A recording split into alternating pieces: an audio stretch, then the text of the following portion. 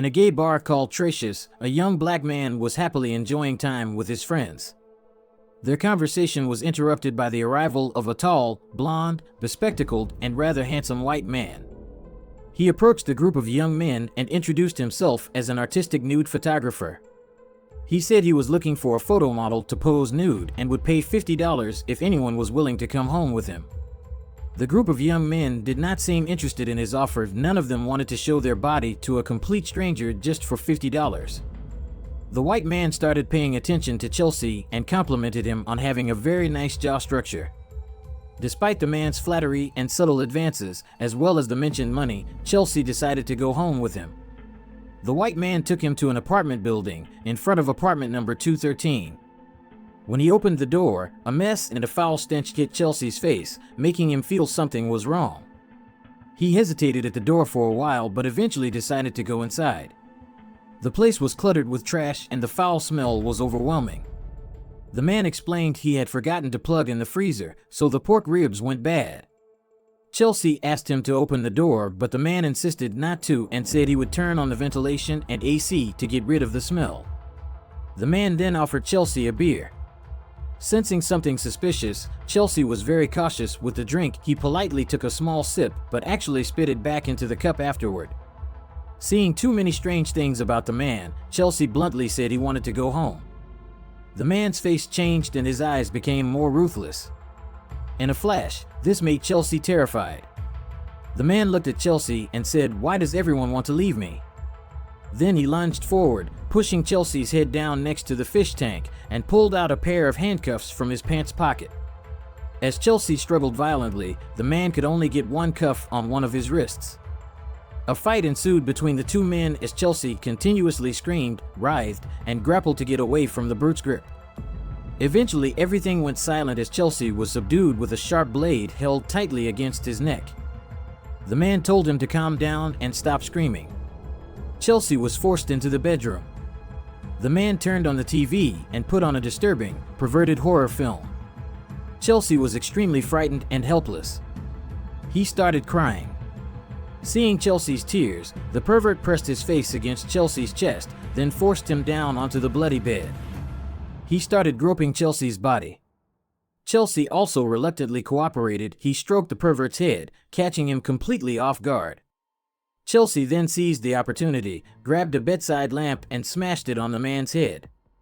The pervert was caught by surprise and lost his grip on Chelsea, but Chelsea was blocked by the door, which had 3 sturdy locks. The pervert quickly grabbed him from behind. A frantic struggle and scuffle ensued with the beastly man. Finally, thanks to his strong, sturdy build and the head blow which had weakened the pervert, Chelsea managed to unlock the wretched third lock and escaped the horrific apartment. He ran down the street, screaming at the top of his lungs. A passing police patrol car found him. He was crying and recounted the terrifying experience he just went through. The 2 officers immediately took Chelsea back to apartment number 213 to investigate. When the police knocked, the blonde man answered the door with a very calm expression. He explained to the police that he and Chelsea were just role-playing a homosexual scenario, and Chelsea was drunk. Chelsea could not protest the man's words. To prove what he just said, the man showed the officers a photo of Chelsea. The police were extremely cautious when they detected the foul stench inside the apartment. They started checking more thoroughly. The experienced detectives were horrified by the gruesome scenes. As soon as they entered, a rotting stench hit their noses. Inside the fridge, they found a soda can containing a decomposing head on ice. 3 more heads were neatly wrapped up in plastic bags. In the apartment, there was a door between the bedroom and the bathroom which had a very sturdy lock. The seasoned detective was chilled to the bone by these sights. He tried to gather all the dismembered body parts found in the room to determine the victim count. A reporter named Anime Squad approached the detective. She said she was the first reporter at the scene and what she saw was truly gruesome and haunting. Anime recounted her experience with a horrified expression. "I think the victim count could be as high as 10. The pressure cooker at the end of the room contained some decomposing hands and penises. Above the cooker were 2 skulls. I also found some chemicals like ethyl alcohol, anesthetics, and formaldehyde, probably used to preserve the male genitals found in some glass jars." and there were photos taken by Dahmer himself of the victims in slave-like sexual positions. From the reporter's account, Detective Patrick surmised the killer was likely a deranged, cannibalistic psychopath with homosexual tendencies. Importantly, this man had professional knowledge of anatomy and chemistry. While examining the crime scene, Patrick also encountered some of Jack Face's neighbors and gathered some useful information. The middle-aged black woman living in the apartment next to Jack Face said she frequently smelled a foul, unpleasant odor from the shared ventilation system between their units. Many times she heard anguished, agonized screams from Jack Face's room. The woman had called for police assistance multiple times, but only got apathy and hang-ups in return. The police also came to check Face's apartment several times after noise complaints from neighbors, but they always left without finding anything unusual. The woman also recounted one time Face knocked on her door with a cold, pallid face that looked very creepy.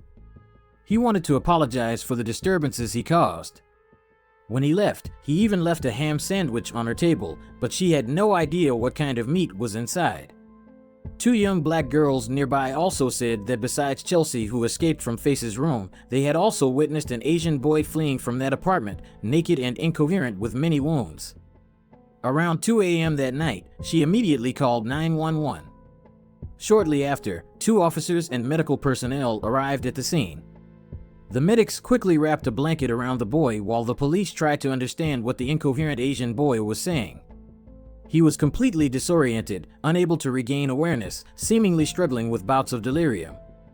At this time, the tall, blond man from room number 213 also appeared. He told the police that the boy, named Kun Lux, 19, was his lover, and the boy was just drunk.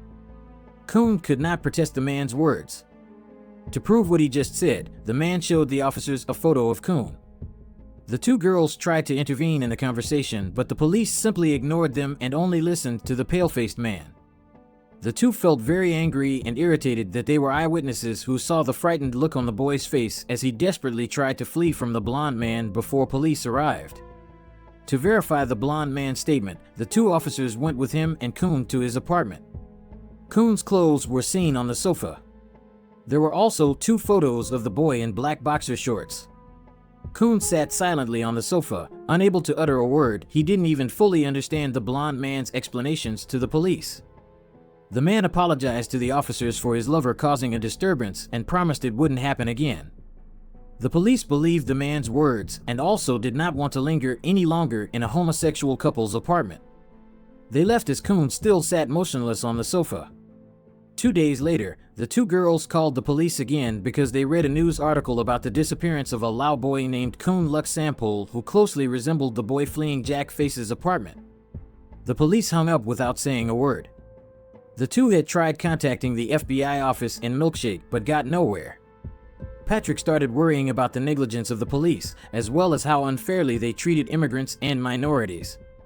He felt this was one of the reasons the serial killer was able to kill so many people. Detective Patrick met with Jeffrey's father, hoping to gain deeper insight into this demonic creature Jack Face. Jack's father was a chemist. He often took his son to dissect small animals when Jack was just 6 years old. According to him, the main reason Jack changed was because of moving to Ohio. Jack felt out of place among his new friends and withdrew further into himself. Around ages 14 to 15, Jack started exhibiting his abnormalities. The boy often searched around trash dumps near his home to collect trash or parts of dead animals to create his own graveyard. He would skin them, sometimes even sticking a dog's head on a spike. Jack also started becoming preoccupied with sexual thoughts. While other boys his age were busy with school, career, and family, Jack had no goals and was completely detached from normal life, living in his own way. Nothing like other kids, his mind was filled only with macabre thoughts of death and dismemberment.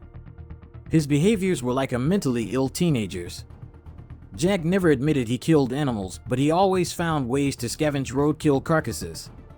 After collecting the bodies, he would cut them into small pieces before stripping all the flesh off the bones using chemicals. Finally, the dried bones were collected and kept as toys. Jack's father didn't oppose his son's actions. In fact, he taught Jack more about anatomy and defleshing with acids. He often took Jack to find small animal carcasses, bringing them home to dissect like it was complete. Jack's father also satisfied his curiosities about sexuality with extremely crude, warped words. Once Jack caught a jar of frogs to give to his teacher. The teacher then gave the jar to another student. Jack tracked down the student's house to reclaim the frog jar and immediately poured kerosene on it to burn the frogs alive. But Jack's face was very quiet and isolated, unlike other children his age. He never talked back to his parents. Not only that, things became more uncontrollable when Jack started doing things like streaking in public, molesting children, and worst of all, getting arrested for murder. Each time this happened, his father would hire lawyers to help and hoped his son would improve. However, his simple wishes were not reciprocated as Lion realized the baby boy he once held in his arms was no longer within his care. Jack's father also admitted to being a terrible parent for not properly caring for or nurturing Jack's face. Jack's parents often fought. His mother showed signs of insanity, alcoholism, and tranquilizer addiction.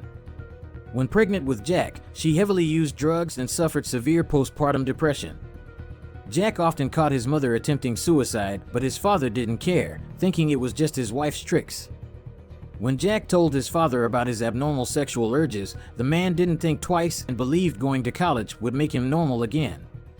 Their marriage was also one of the reasons Jack grew up to be a child with much resentment. They divorced when Jack was 18. Both found new happiness and left Jack alone in a cold, lonely house. Although Jack's mother gained custody after the divorce, she only kept her second child and felt no need to care for an 18-year-old. Feelings of abandonment by his parents, loneliness, puberty changes, and lack of understanding turned Jack into a freak. He often drank alcohol and did drugs, drowning himself in highs. In college, he was notorious for foolish antics, being rude to girls, and trying to attract men's attention. During this time, he also frequently went to gay bars and had wild, debauched adventures. Later, he got expelled for sexually harassing male classmates. In grad school, he also drugged and assaulted a male classmate. He was forced to drop out and became a disgrace to his father. Jack returned to the cold, lonely house where it was just him and loneliness. During this difficult period, he begged his father to live together, but his father had his own family and forced Jack to live with his grandmother. At this time, his abnormal sexual tendencies and perversions became more apparent. Once when shopping at a mall, Jack was attracted to the male mannequins and hid to steal one. He brought the male mannequin home to his private room. There he sat drinking beer and caressing the muscular mannequin. He fondled it while masturbating, then ejaculated onto the mannequin's body. His grandmother discovered this and immediately threw away that freakish thing. Detective Patrick, after hearing about Jack's adolescence, could somewhat determine why this monster was so cruel. In an interrogation with Jack, the detective tried to stay calm in front of Jack's nonchalance. Jack expressed excitement that he was being known across America and that appearing on the front page of magazines seemed to be his goal. When conversing with Detective Patrick, the serial killer recounted his entire 13-year murder process not with a repentant attitude but with a proud expression as if talking about his achievements.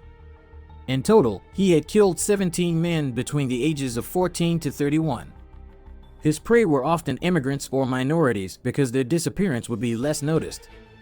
After the gruesome images from Jack's apartment were released, the forensic police, media, victims' families, Jack's family, the entire community, and the whole world tried to understand what had happened in apartment number 213. Jack started liking killing men and having sex with their corpses when he was just 14, but he had restrained this freakish desire until his college graduation in June 1978. He recounted that when he was 14, he couldn't overcome the urge to have sex with a young jogger around his area. He decided to hide in some bushes to beat the young man to death, but fortunately no one jogged through that path that day. Once when Jack was living with his parents in Ohio, he visited someone named Stephen Huyuk. They had sex and drank beer, but afterwards, Huyuk wanted to leave while Jack didn't want to think about that man leaving him. So he used a dumbbell to smash Huyuk's head until he died. Then Jack cut up the corpse into pieces and put them into big garbage bags, which he threw into the woods right behind the house. Jack's first arrest was on October 19, 1982 for public drunkenness. Things were under control for 4 years until he was arrested again in September 1986 for public masturbation in front of 2 young boys. He was put on probation for a year. After that, he started preying on the unlucky victim number 2, Stephen Tomey, in a motel room in September 1987. Jack doesn't remember how he killed Tomey, but when he woke up, Tomey was dead with blood flowing from his mouth and a dent in his chest. Jack bought a large suitcase and stuffed the corpse inside. After bringing Tomey's body down to his grandmother's basement, he started having sex and masturbating with the dead body. He cut off the limbs and went to discard them months later. He chose victim number 3, a 14-year-old Native American boy named Jimmy Doctado, on March 1988.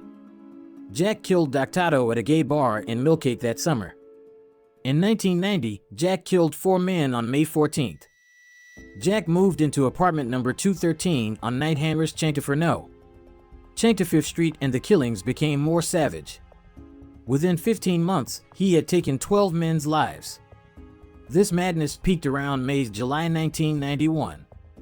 During this time, he killed 1 person a week, 3 black men, 1 white man, 1 Laotian, and 1 Hispanic fell victim to Jack. But not all were homosexual or bisexual. The youngest victim was 14 years old and the oldest was 31. It's not uncommon for cannibalistic predators like Jack to also have savage instincts. This deranged man admitted he also ate his victims' flesh because he believed they would come alive again in him. When arrested, police found 7 skulls and 4 heads still with skin in Jack's fridge, alongside many paranoid photos of the victims. There was a 57-gallon tub containing headless, decomposing bodies soaking in a dense acid solution. Jack confessed to eating the victims' organs and having sex with their corpses after death. After being caught, many psychologists studied Jack's childhood, growing up process, and behaviors. They concluded Jack had many mental disorders and exhibited signs of becoming a future butcher from a very young age. The psychologist said that in his adolescence, Jack had higher than normal sexual needs. 2/3 of the days he frequently dreamed about murder scenarios and sleeping with dead bodies. This is a form of necrophilia or erotic attraction to corpses. Additionally, after being caught, he was diagnosed with splenophilia, a disorder causing sexual excitement from seeing internal organs and bodily fluids or cavities. This is such a rare disorder it's barely mentioned in scientific research. Jack grew up lonely and ostracized. None of his friends discovered his necrophilia or other antisocial behaviors during his school years. When his mother had to be hospitalized for her emotional disorders and his father was engrossed in academia, Jack became known at school for foolish pranks to get attention from others and reckless juvenile drinking. Jack's locker often contained alcohol, and him coming to school drunk had become normal. Later, alcohol became an important part in all of Jack's murders. Jack admitted he himself also felt disgusted by the act of murder, so he always needed to get dead drunk before committing murder. Jack's choice of victims did not depend on pent-up negative emotions, but as he shared himself, he only chose victims with nice bodies, like trophies to keep as mementos. Unlike other serial killers, Jack Face's murders were not triggered by hatred but stemmed from something often mistaken as love or obsession with bodies and the desire to possess them. According to some other hypotheses, Jack was too terrified of abandonment, a lingering fear from childhood. Whenever he was neglected by his parents, and he also lacked any role models for healthy relationships, keeping someone by his side with love was nearly impossible. Combined with the seeds of violence, necrophilia tendencies, and organ obsession, he decided to deal with the fear of a lover leaving him and get what he wanted through violence and murder. Killing and keeping the corpses close to him gave Jack a real sense of owning someone, caressing, touching, and watching them daily. This possession was above any empathy he had for humankind. Jack Face himself also admitted that if he could find a way to take a person's consciousness and turn them into a zombie to stay by his side forever, or a way to freeze corpses, then he wouldn't have had to kill so many more. In reality, his obsession with eating corpses was also a way for him to allow the victims to live on forever inside him. Professor James Ford, head of the Criminological Psychology Department at Notre Dame University in Boston, affirmed nothing could have predicted this tragedy happening. Such freakish behaviors simply can't be explained. Jack Face's personality was destroyed when his mother left, but it would be wrong to blame this on his parents. Jack is the criminal, not the police or those who gave birth to him. Professor Fox said Jack Face was an especially uncontrollable serial killer. He was ruled by perverse thoughts, but the difference is most killers stop after the victim dies, while for Jack, the fun truly started after the victim died. These peculiar thoughts combined with pent-up resentment that he released onto the unlucky victims. Any bottled-up frustrations about sexuality, Jack could easily find relief in the corpses of his victims. During Jack's trial, security was strengthened to an unprecedented level in judicial history. Drug-sniffing dogs were used to detect bombs every time the trial was in session. Everyone attending the trial was searched very thoroughly with metal detectors. In the courtroom, Jack was isolated from the room with iron bars and glass. There were 100 seats, 23 reporters, 34 victims' family members, and 43 spectators. The key figures in the trial apart from the criminal Jack were Judge Lawrence Syram, District Attorney Michael Market, and Defense Attorney Jiragbo. Jack's father, Mr. Liner Jack, also attended every session of the trial. On July 13, 1992, Jack refused his lawyer's defense and pleaded guilty, but that was also when he pretended to be insane.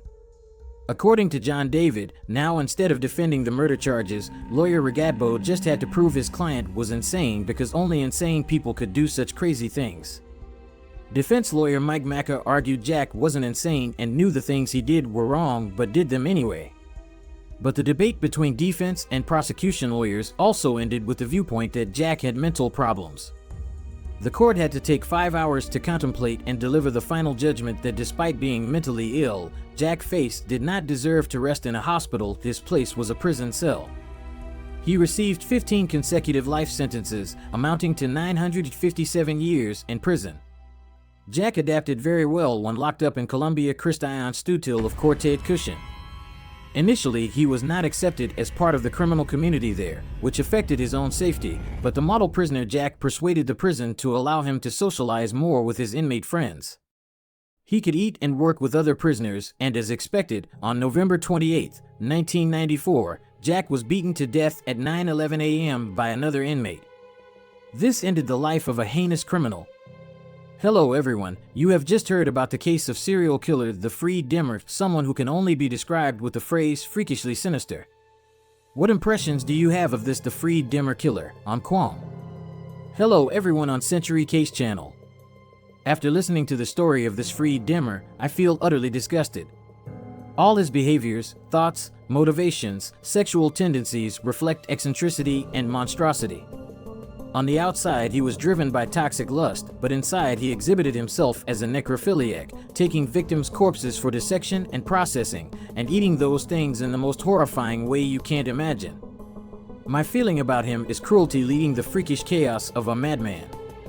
I think he was mentally ill, but when explaining to the police, he concealed and covered up very convincingly so the loud boy had to sit silently with no rebuttal, and the two eyewitness girls also couldn't accuse him in that situation.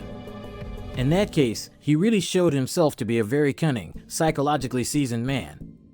His nonchalance fooled the police, and the police didn't want to get involved in the private matters of homosexuals. Homosexuals have a very different way of expressing feelings from normal people, with more extreme manifestations. And because they have a fear of losing their lover, Freed Dahmer also provided irrefutable evidence, photos of the boy. Moreover, the boy was Laotian immigrant. The police simply didn't care about the conditions of people like this. The subjectivity and indifference of the police, thinking this was just two homosexual lovers having a tiff, inadvertently aided a crime once again. I have a question: why do serial killer criminals with clear pathological mental disorders still act very intelligently? Is there any relationship between mental illness and intelligence? Yes, mental disorders can manifest in many forms: cognitive, behavioral. Cases like you said can still occur in the form of sexual behavioral disorders, but without disordered thinking. On the contrary, this Freed Dahmer had fairly good thinking. It was precisely because of that he was able to kill many people and still slip past the police. Even the eyewitness girls couldn't do anything more in the face of his reactions and rebuttals. Oh, I noticed this Freed Dahmer also had a very unhappy childhood, especially his mother. From the time she was pregnant with him, she used tranquilizers. After giving birth, she was depressed and addicted to alcohol. His father was mentioned a lot in the case, but I'm more drawn to the mother. Something tells me the mother is the causal factor forming his essence, because I see that in most families, the child will be more attached to the mother than the father. Even the law implicitly acknowledges this. For example, children under 6, if the parents divorce, they will of course follow the mother. What do you think about this? That's a very subtle but very special detail. His father himself admitted he didn't care for or nurture Jack properly. As for his mother, she clearly exhibited pathological illness, mental illness related to postpartum depression and drug and alcohol abuse. Perhaps she needed those things to regain balance. The above factors can infer the father was indifferent and irresponsible, so the first person to suffer was the mother during pregnancy. Women are very prone to depression if they don't receive care and attention from family, especially their husband. Following that is his own nature. When he wasn't even born yet, he was already influenced by the mentality and sedatives inside the womb. After being born in those circumstances, he developed personality in a very freakish direction. Unintentionally, the father contributed when teaching him to dissect animals from a young age, instilling in him the first seeds of crime. I think children shouldn't be exposed to images of violence from a young age. Even violent films have age restrictions of 14 to 16 years old. Yes, before this age range, children are very sensitive to those things. In many cases, when examining a murderer's childhood, we find they almost all have extremely concerning family circumstances. So family happiness and parents' understanding greatly affect a child's childhood. For example, in this case, Dahmer was abandoned by his father and discriminated against by his mother and grandmother at the vulnerable age of 18, an age of opening up to the world for development, but he was shut in because of discrimination and his own homosexuality inferiority complex. Brother, I make no judgment on sexual orientation because fundamentally that is each person's pursuit of happiness, but he went even further to kill people to satisfy that orientation. He considered eating the victims also a way of expressing love. This detail precisely reflects what his childhood lacked. Living in a family without love, no one and nothing helped him recognize what love is, so when lust and inferiority dominated his soul, he mistook that for love. He himself admitted that if he could find a way to take a person's consciousness and turn them into a zombie to stay by his side forever, or a way to preserve corpses, then he wouldn't have had to kill many more people. His obsession with eating corpses was actually a way for him to allow the victims to live on forever inside him. The professor in the story also pointed out manifestations of mental disorders, but do you think he was loving in his own demented, barbaric way? Aside from issues of law, ethics, and his mental illness, do you think he was longing for love? No, that's a misunderstanding by a madman. He wanted to possess to satisfy the motivations of his sexual orientation, making him think it was love. It was all because he had mistaken, deranged cognition. With that cognition, he went from being lonely to being isolated and vicious. Although the court couldn't sentence an insane person to death, he still got nearly 1,000 years in prison. In the end, he was beaten to death by a fellow inmate. Beaten to death by a fellow inmate. Was it because he sexually harassed that inmate again? Do you guess so? Possibly, but the experts in the case said he had higher than normal sexual needs than average people, quite a lot. Living near other men in prison, he couldn't avoid the constant arousal and lustful urges in him. That was also a retributive scenario for this heinous villain. So how about you? What do you all think about this homosexual serial murderer? What details left you puzzled? Please leave your comments in the comments below.